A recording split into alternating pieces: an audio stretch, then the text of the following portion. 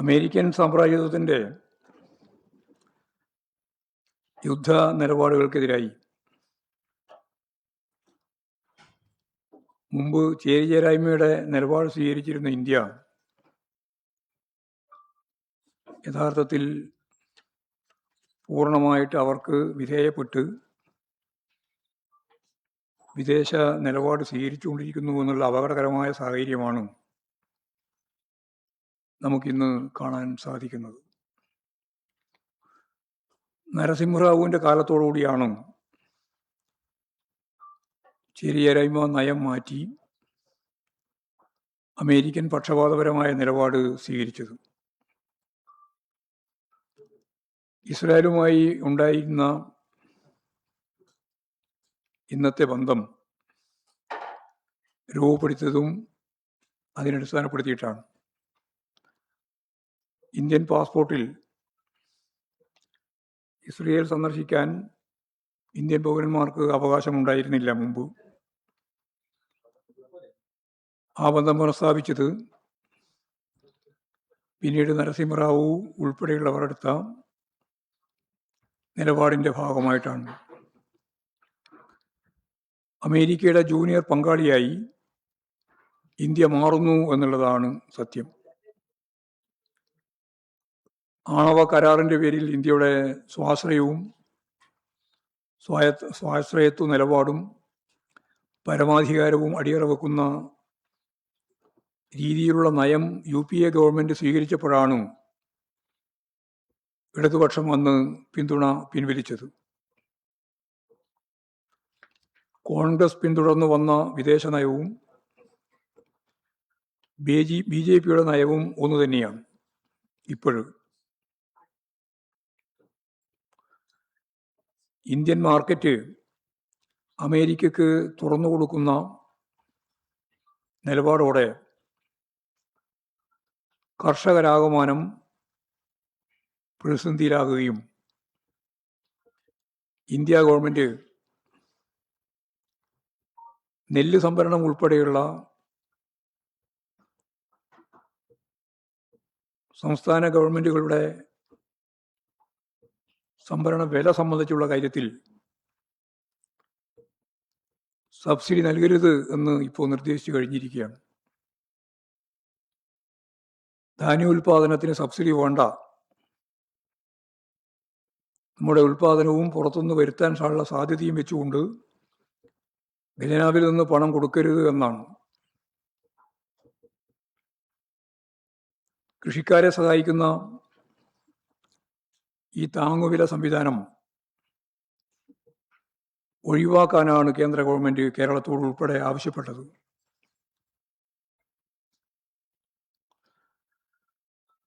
കേരളത്തിലെ കാർഷിക സമ്പദ് വ്യവസ്ഥയെ തകർക്കുന്ന സാമ്രാജ്യത്വ നിലപാടിന് അനുകൂലമായ സമീപനമാണ് BJP ഗവൺമെൻറ് എടുത്തുകൊണ്ടിരിക്കുന്നത്.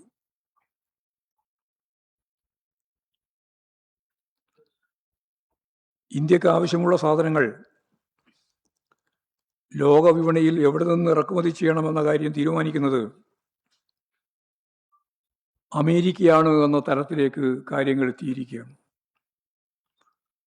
റഷ്യയിൽ നിന്ന് എണ്ണ ഇറക്കുമതി വെട്ടിച്ചുരുക്കണമെന്നും ഇറക്കുമതി പൂർണ്ണമായിട്ടും അവസാനിപ്പിക്കണമെന്നുമാണ് അമേരിക്ക ആവശ്യപ്പെട്ടിരുന്നത്.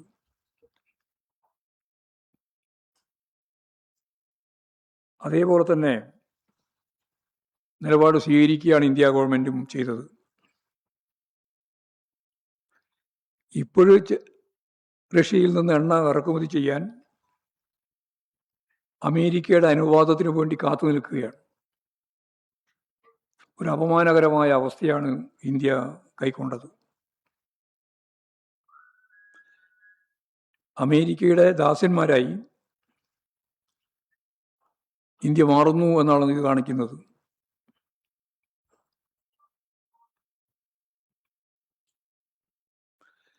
ഈ നിലപാടിൽ നിന്ന് വ്യത്യസ്തമായ സമീപനമാണ് ഇടതുപക്ഷം മുമ്പ് തന്നെ കൈകാര്യം ചെയ്തത്. നമ്മൾ അന്ന് തന്നെ ഈ കാര്യം മുന്നറിയിപ്പ് നൽകിയതാണ്. അത് കൂടുതൽ ശരിയാണ് എന്ന് തെളിയിക്കുന്നതാണ് സമീപകാല സംഭവവികാസങ്ങൾ.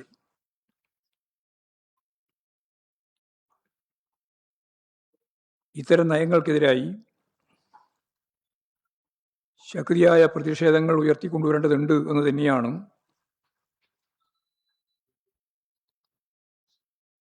മനസ്സിലാക്കാൻ സാധിക്കുന്നത്. ഈ സാമ്രാജ്യത്വ അനുകൂല സമീപനത്തിനെതിരായി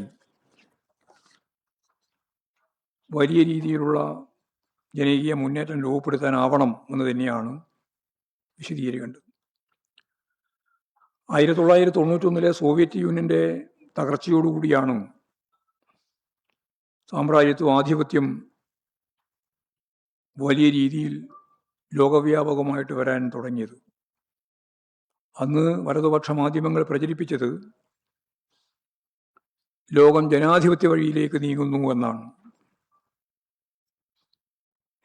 എന്നാൽ ശാക്തിക ബലാബലത്തിൽ ഇതുണ്ടാക്കിയ മാറ്റം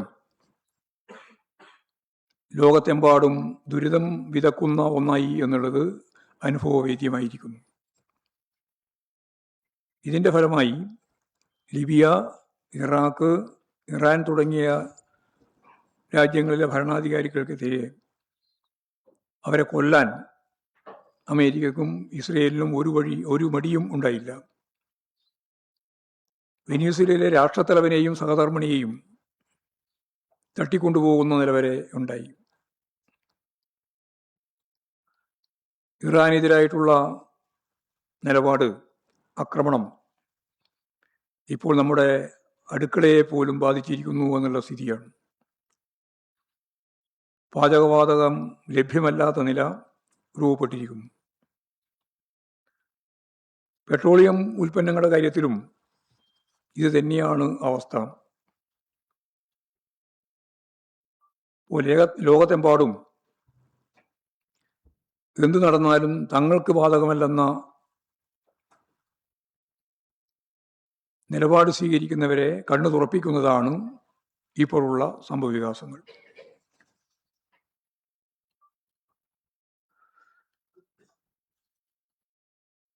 ഇതിൻ്റെ ഭാഗമായി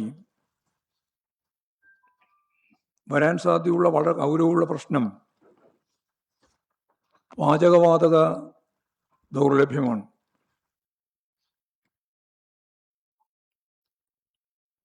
കേരളം ഉൾപ്പെടെയുള്ള ഇന്ത്യയിൽ അങ്ങോളം ഇങ്ങോളം പാചകവാതക ക്ഷാമം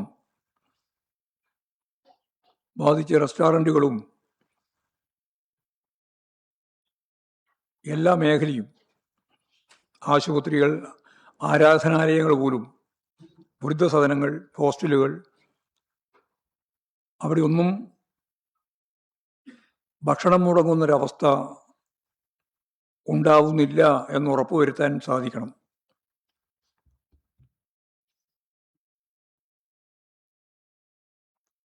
ആവശ്യമായ ബദൽ മാർഗങ്ങൾ ഏർപ്പെടുത്തണം. സ്കൂളുകളിൽ ഉച്ചഭക്ഷണം മുടങ്ങുന്നില്ല എന്നുറപ്പാക്കാൻ പ്രത്യേക ഇടപെടൽ പാർട്ടി പ്രവർത്തകർ ഉൾപ്പെടെ നടത്തേണ്ടതായിട്ടുണ്ട്. പാചകവാതകത്തെ അടിസ്ഥാനമാക്കി പ്രവർത്തിക്കുന്ന ശ്മശാനങ്ങളുടെ പ്രവർത്തനം പലതും നിർത്തിവെക്കേണ്ട സ്ഥിതിയിലേക്കാണ് എത്തിയിട്ടുള്ളത്. ഇവിടെയും ബദൽ സംവിധാനമുണ്ടെന്ന് ഉറപ്പാക്കണം. പാചകവാതകത്തിൻ്റെ പൂഴ്ത്തിവെപ്പും കരിഞ്ചന്തയും നടക്കുന്നില്ലെന്ന് ഉറപ്പാക്കാനും ജനകീയ ഇടപെടലിലൂടെ നമുക്ക് സാധിക്കണം. കേന്ദ്ര സർക്കാരിൻ്റെ ദീർഘവീക്ഷണമില്ലാത്ത നിലപാടാണ് ഈ പ്രതിസന്ധിയിലേക്ക് നയിച്ചത്. രാജ്യത്താകെ പ്രതിസന്ധി രൂക്ഷമായിട്ടും ഇപ്പോഴും കേന്ദ്ര ഗവൺമെൻറ് അനങ്ങാമ്പാറ നയമാണ് സ്വീകരിക്കുന്നത്. ഗ്രാമീണ മേഖലയിലെ പാചകവാതകം ബുക്ക് ചെയ്യാനുള്ള ഇടവേള 25 ദിവസത്തിൽ നിന്ന് 45 ദിവസത്തിലേക്ക് വർദ്ധിപ്പിച്ചിരിക്കുകയാണ്. ഇതാണ് കേന്ദ്രം ചെയ്ത കാര്യം. ഇത് കേരളത്തിലെ പകുതിയോളം വരുന്ന ഗുണഭോക്താക്കൾക്കും തിരിച്ചടിയാണ്. എല്ലാം സുരക്ഷിതമാണെന്നും ഒരു പ്രതിസന്ധിയുമില്ല എന്നാണ് കേന്ദ്ര സർക്കാർ പറയുന്നത്. ഇത് പച്ച കള്ളമാണ് എന്ന് ഓരോ ദിവസം കഴിയുന്തോറും വ്യക്തമാവുകയാണ്. ആവശ്യത്തിന് പാചകവാതകം സംഭരിക്കാതെ രാജ്യത്തെ ഈ പ്രതിസന്ധിയിലേക്ക് കേന്ദ്ര സർക്കാർ തള്ളിവിട്ടിരിക്കുന്നു എന്നുള്ളതാണ് വസ്തുത.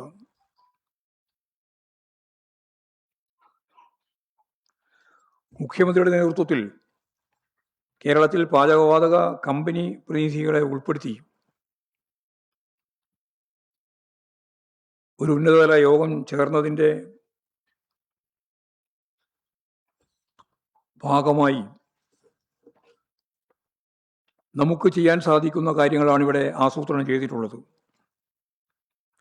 മുൻഗണനാക്രമം നിശ്ചയിക്കാനും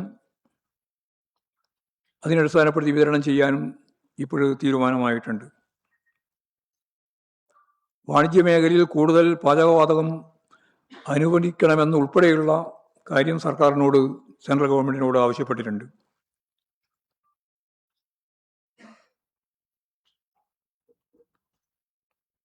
അപ്പോൾ ഇതിൻ്റെ ഭാഗമായിട്ട് പ്രാദേശിക തലത്തിലുണ്ടാകുന്ന ജനകീയ ഇടപെടൽ നമുക്ക് ഈ പ്രതിസന്ധിക്കിടയിൽ ഫലപ്രദമായിട്ട് സാധിക്കേണ്ടതുണ്ട് എന്നാണ് പറയാനുള്ളത്.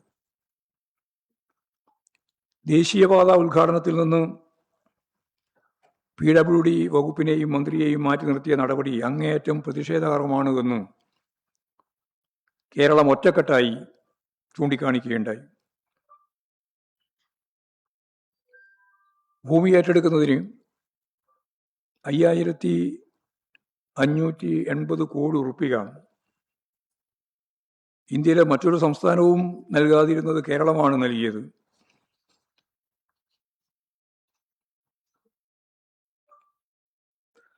ഇടതുപക്ഷ ജനാധിപത്യ മുന്നണി ഗവൺമെന്റ് അധികാരത്തിൽ വന്നതിൻ്റെ പശ്ചാത്തലത്തിലാണ് യഥാർത്ഥത്തിൽ ഇത്തരത്തിലുള്ള ഒരു ആലോചനയും ഉപേക്ഷിക്കപ്പെട്ട നാഷണൽ ഹൈവേ 66 പ്രായോഗികമായ നടപടിയിലേക്കും കാര്യങ്ങൾ നീങ്ങിയത്. കേന്ദ്രമന്ത്രി പോലും ഈ കാര്യം അംഗീകരിച്ചതാണ്. ഉദ്ഘാടനത്തിന്റെ ശിലാഫലകത്തിൽ PWD മന്ത്രിയുടെ പേരുണ്ടായിരുന്നു. രാഷ്ട്രീയമായ നിലപാടിൻ്റെ അടിസ്ഥാനപ്പെടുത്തി അത് പിന്നീട് ഉപേക്ഷിക്കുകയാണ് ചെയ്തത്.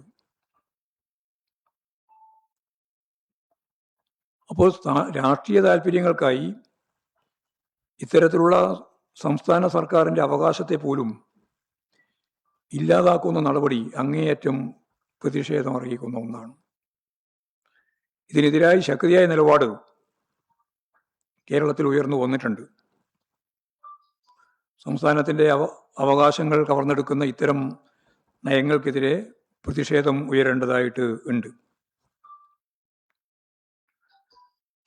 ഇടതുപക്ഷ ജനാധിപത്യ മുന്നണി സ്ഥാനാർത്ഥികളെ സംബന്ധിച്ചുള്ള ചർച്ചകൾ പൂർത്തിയായി വരികയാണ്. തിരഞ്ഞെടുപ്പ് പ്രഖ്യാപനം വന്ന ഉടനെ സ്ഥാനാർത്ഥികളുടെ പേരുകൾ പ്രഖ്യാപിക്കുന്നതായിരിക്കും. തിരഞ്ഞെടുപ്പിനുള്ള സംഘടനാ തയ്യാറെടുപ്പുകൾ നല്ല രീതിയിൽ താഴെത്തലം വരെ നടന്നു വരികയാണ്. ബൂത്ത് തലം വരെയുള്ള പാർട്ടി തെരഞ്ഞെടുപ്പ് കമ്മിറ്റികൾ സജീവമായി പ്രവർത്തനത്തിലേക്ക് എത്തിക്കഴിഞ്ഞു.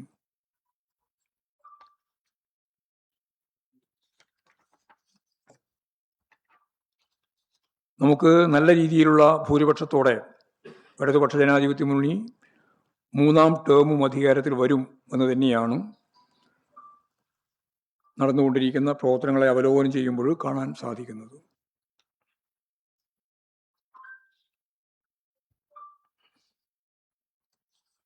ഇതാണ് പൊതുവായിട്ട് പറയാനുള്ളത്. കോടതിയുടെ കാര്യത്തിൽ ഒരു കാര്യവും കൂടി പറയാം.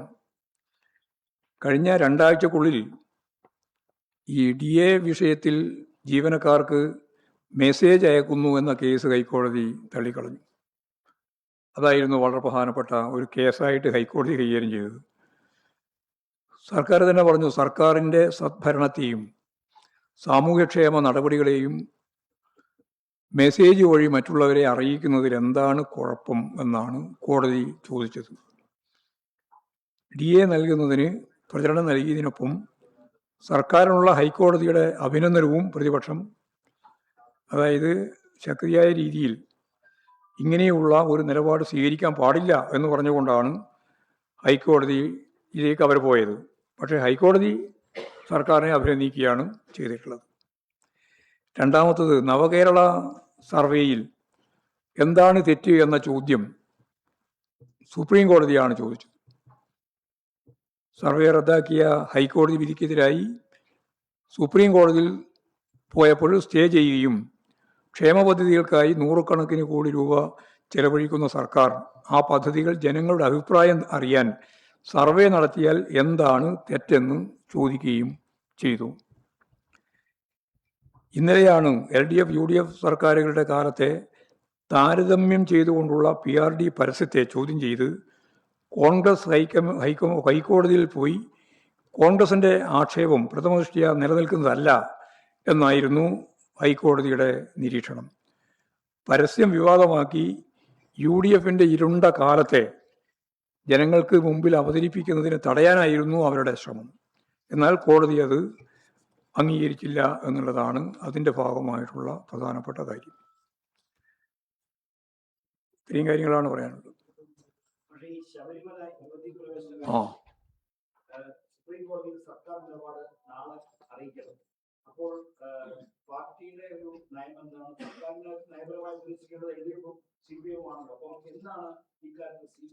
അതിന്റെ നിയമപരമായ കാര്യങ്ങൾ നോക്കിയിട്ട് വിവിധ കാര്യങ്ങളുണ്ടല്ലോ. നിയമപരമായിട്ട് ഭരണഘടനാപരമായ കാര്യമാണ് പരിശോധിക്കുന്നത്. അത് പരിശോധിച്ച് ആവശ്യമായ നിലയിൽ സംസ്ഥാന ഗവൺമെന്റ് അതിന് ഉചിതമായ മറുപടി നൽകണം എന്നാണ് പാർട്ടി സംസ്ഥാന കമ്മിറ്റി സെക്രട്ടേറിയറ്റ് തീരുമാനിച്ചത്.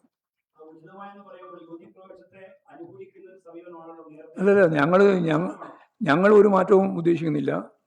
ഇന്നത്തെ പരിസ്ഥിതിയിൽ നിന്നുകൊണ്ട് നിയമപരമായ കാര്യങ്ങൾ കൂടി പരിശോധിച്ച് ആവശ്യമായ നടപടി സ്വീകരിക്കണം. ഇന്നത്തെ പരിസ്ഥിതി തന്നെ പറയുന്ന വിശദീകരിക്കേണ്ടത്. ഒരു നിലപാട് മാറ്റവും ഞങ്ങൾ പറയുന്നില്ല. ഞങ്ങൾ കഴിഞ്ഞ പ്രാവശ്യം എഫിഡവിറ്റിൻ്റെ ഭാഗമായിട്ട് കൊടുത്ത കാര്യം അതിൽ തന്നെ ഉറച്ചു നിന്നുകൊണ്ടുള്ള ഭാഗങ്ങളാണ് ഇതിൻ്റെ ഭാഗമായിട്ട് കൂടി ചർച്ച ചെയ്യുമ്പോൾ പരിഗണിക്കുക. അത്രയേ ഉള്ളൂ. സുപ്രീം കോടതി ഇത് യഥാർത്ഥത്തിൽ നിങ്ങൾ മനസ്സിലാക്കണം. കേക്ക് പറയുന്നത് യുവതീ പ്രവേശന നടപടി വേണോ വേണ്ടയോ എന്നുള്ളതല്ല സുപ്രീം കോടതിയുടെ ചോദ്യം. 7 ചോദ്യങ്ങൾക്കാണ് മറുപടി നൽകേണ്ടത്. ആ 7 ചോദ്യങ്ങളിൽ ഈ പറയുന്ന രീതിയിൽ സ്ത്രീകളുടെ പ്രവേശനം വേണോ വേണ്ടയോ എന്നുള്ള ചോദ്യമില്ല. അതുകൊണ്ട് അതിൻ്റെ മേലെ വെറുതെ ആവശ്യമില്ലാതെ ചർച്ച നടത്തേണ്ട കാര്യമില്ല. അത് കോടതിയുടെ ഭാഗമായിട്ട് ഭരണഘടനാപരമായിട്ടുള്ള പരിശോധനയാണ്. അതിപ്പോൾ എല്ലാ മതവിഭാഗങ്ങളുമായി ബന്ധപ്പെട്ടതാണ് ഈ പ്രശ്നം. ഏതെങ്കിലും ഒരു പ്രശ്നം മാത്രമല്ല, ശബരിമല പ്രശ്നം മാത്രമല്ല, ഭരണഘടനാപരമായ പ്രശ്നമാണ്. അതിൽ ഈ യുവതീ പ്രവേശനമോ അതുപോലുള്ള കാര്യങ്ങളോ അല്ല അതിൻ്റെ അകത്ത് ചർച്ച ചെയ്യുന്നത്. ആചാരം അത് പറഞ്ഞു. അല്ല, ഞങ്ങളെ സംബന്ധിച്ചിടത്തോളം അതിൻ്റെ വ്യക്തമായ കാഴ്ചപ്പാട് മുമ്പ് തന്നെ ഞങ്ങൾ പറഞ്ഞതാണ്. ആചാരം സംബന്ധിച്ച് നിയമപരമായ അല്ലെങ്കിൽ ഭരണഘടനാപരമായ പ്രശ്നം മാത്രമല്ല, ആചാരം അതുപോലെ തന്നെ സാമൂഹ്യ പരിസ്ഥിതിയുടെ അല്ല, ലിംഗസമത്വം മാത്രമല്ല, നിരവധിയായ പ്രശ്നങ്ങളുണ്ട്. ആ പ്രശ്നങ്ങളൊക്കെ പരിഹരിക്കുന്നതിന് ആവശ്യമായ രീതിയിലുള്ള പരിശോധിക്കാനാവുക ഗവൺമെൻറ്റിനോ ഹൈക്കോടതിക്കോ കോടതിക്കോ അല്ല, മറിച്ച് അതുമായി ബന്ധപ്പെട്ടുള്ള വളരെ ഫലപ്രദമായിട്ട് അറിവുള്ള ആളുകൾ, അത് ആചാരത്തിൻ്റെയോ ആവാം പരിഷ്കാരത്തിൻ്റെയോ ആവാം, അവരുമായി ചർച്ച നടത്തി ആവശ്യമായ നിലപാട് സ്വീകരിക്കണം എന്നുള്ളതാണ് പൊതുവെ ഞങ്ങൾ അന്നേ പറഞ്ഞത്. ആ നിലപാട് തന്നെയാണ് ഇപ്പോഴും ഞങ്ങൾ പറയുന്നത്. തീരുമാനിക്കാം അല്ല അല്ലല്ല, അങ്ങനെയല്ല, വെറുതെ വേണ്ടാതെ വിശദീകരണം നടത്തണ്ട. അന്നത്തെ കാര്യത്തിൽ കൊടുത്തിട്ടുണ്ട്. ആ കൊടുത്തതിന് തന്നെയാണ് വീണ്ടും ആവർത്തിച്ച് ഞങ്ങൾ പറയുന്നത് ഈ രീതിയിൽ പരിശോധിക്കണം. യെസ്, അതന്നെ, വിദഗ്ധരും പണ്ഡിതരും ഒക്കെ ആയിട്ട് ചർച്ച ചെയ്യണം. പണ്ഡിതരുമായി. അല്ലെങ്കിൽ ഞങ്ങൾ ഏതെങ്കിലും കാലത്ത് വിശ്വാസികളെ വികാരം മാനിക്കാതിരുന്നിട്ടുണ്ടോ? എല്ലാ കാലത്തും വിശ്വാസികളുടെ വികാരം മാനിച്ചുകൊണ്ട് പ്രവർത്തിക്കുന്ന ഒരു പാർട്ടിയാണ് CPIM. നിങ്ങൾക്ക് എന്തിനാ തർക്കം? ശരി.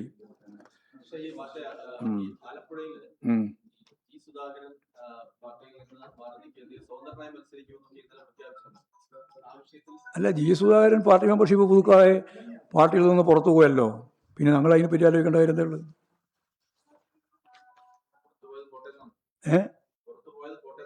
അല്ല പുറത്തു പോയ എനിക്ക് മനസ്സിലായില്ല. അത് പുറത്തു പോയ പിന്നെ പോട്ടേന്നാണോ? എന്തിനാ എഴുന്നേൽപ്പിക്കാൻ? അദ്ദേഹം 1.5 മണിക്കൂർ പത്രസമ്മേളനം നടത്തി ലോകത്തോട് പറഞ്ഞ കാര്യമില്ലേ?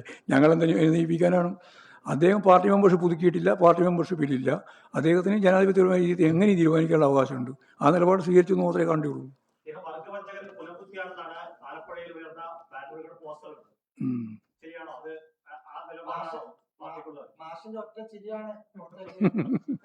അത് ഞാൻ ഇപ്പോഴും ചിരിക്കുന്നുണ്ട്.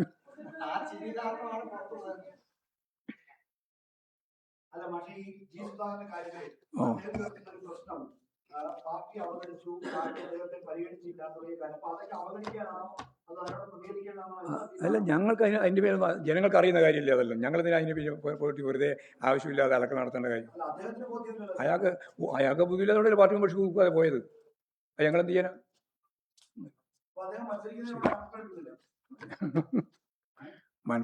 മത്സരിക്കുമ്പോൾ ഞങ്ങൾ സിറ്റിംഗ് സീറ്റല്ലേ അമ്പലപ്പുഴ. ഇടതുപക്ഷ ജനാധിപത്യ മുന്നണി കർശനമായി ജയിക്കും. അവിടെ ജയിക്കും. പിന്നെ ജയിച്ചില്ലെങ്കിൽ പിന്നെ വെറുതെ സാങ്കല്പിക ചോദ്യം ചോദിക്കുകയാണെങ്കിൽ അന്നേ പറഞ്ഞു.